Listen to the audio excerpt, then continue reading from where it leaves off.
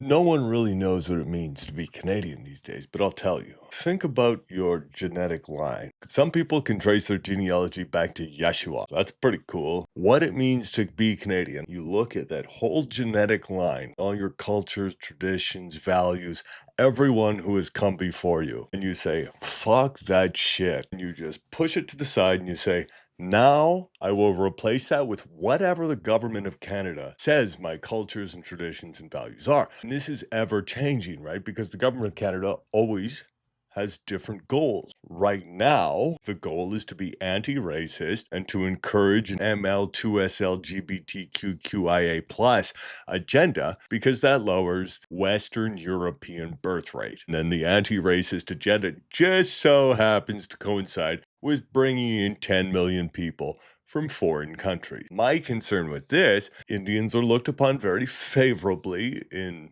the postmodern Canada, but at one time there was a ship full of them sitting in English Bay called the Comagata Marine. And at the time, giving people fresh drinking water, leaving them in the middle of English Bay on a ship without food or sanitation, that was viewed as Canadian. My concern, what if the government decides to swap those values with something even more evil than just decimating Western European people? Scottish, English, Irish, French, and Métis. And I think that is on the horizon. You have an entire nation of people who at the drop of a hat will say, yo, fill me with Moderna's devil juice. That guy doesn't like being filled with Moderna's devil juice? Fuck you. It's a nation of people who go from, oh, we hate Canada today. It's right. Oh, elbows up. We love Canada. That's scary. I kind of feel like Canada is like New Orleans when they knew Hurricane Katrina was about to hit, but they just didn't know how bad it was going to be. There's still some black ladies being like, I'm not leaving.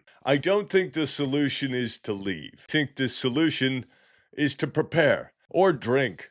Don't lose hope. What I always think, when I was in Vietnam, I would whip my wiener out at the urinal, and people would come up and just be like, Peanut is so a big. What I'm trying to say is that in Vietnam, I had one of the biggest wieners in the world.